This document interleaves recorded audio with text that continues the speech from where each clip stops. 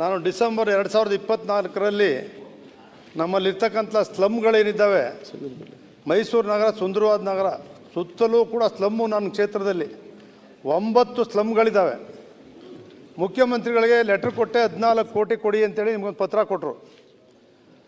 ನಿಮ್ಮ ಹತ್ರ ಮೀಟಿಂಗ್ ಮಾಡಿದೆ, ನೀವು ಕೂಡ ಹೇಳಿದ್ರಿ ಕೂಡಲೇ 10 ಕೋಟಿ ಕೊಡೋಣ, 5 ಕೋಟಿ ಫಸ್ಟ್ ಫೇಸಲ್ಲಿ ಕೊಡ್ತೀವಿ, ಸೆಕೆಂಡ್ ಫೇಸಲ್ಲಿ 5 ಕೋಟಿ ಕೊಡ್ತೀನಿ ಅಂತ ಹೇಳಿದ್ರಿ.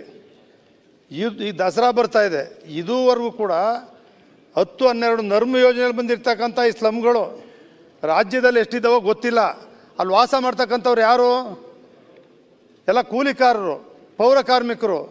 ಅಲ್ಲಿ ನೀರಿಲ್ಲ, ಶೌಚಾಲಯ ಇಲ್ಲ, ಸ್ವಚ್ಛತೆ ಇಲ್ಲ, ಈ ರೀತಿ ಕ್ಲೀನ್ ಮಾಡೋರಿಲ್ಲ, ಅದು ನೈರ್ಮಲ್ಯ ಕಾಪಾಡೋರಿಲ್ಲ.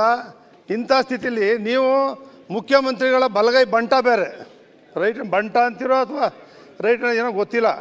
ಯಾವಾಗಲೂ ಮುಖ್ಯಮಂತ್ರಿಗಳು ನೀವು ಹೇಳ್ದಂಗೆ ಕೇಳ್ತಾರೆ ಅಂತಿದೆ, ಪಕ್ಕದಲ್ಲೇ ಇರ್ತೀರಿ, ನಿಮಗಿರೋ ಖಾತೆ ಯಶಸ್ವಿಯಾಗಿ ಮಾಡ್ತಾಯಿದ್ದೀರಿ.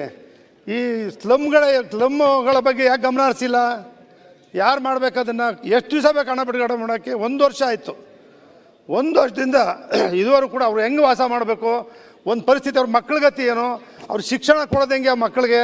ಸ್ಲಮ್ಮಲ್ಲಿ ವಾಸ ಮಾಡ್ತಕ್ಕಂಥವ್ರ ಬಗ್ಗೆ, ಬಡವ್ರ ಬಗ್ಗೆ ಅಪಾರ ಕನಿಕರ, ನಿಮಗೆ ಭಾಳ ಕನಿಕರ ಇದೆ, ಮಾನವೀಯತೆ ಇದೆ.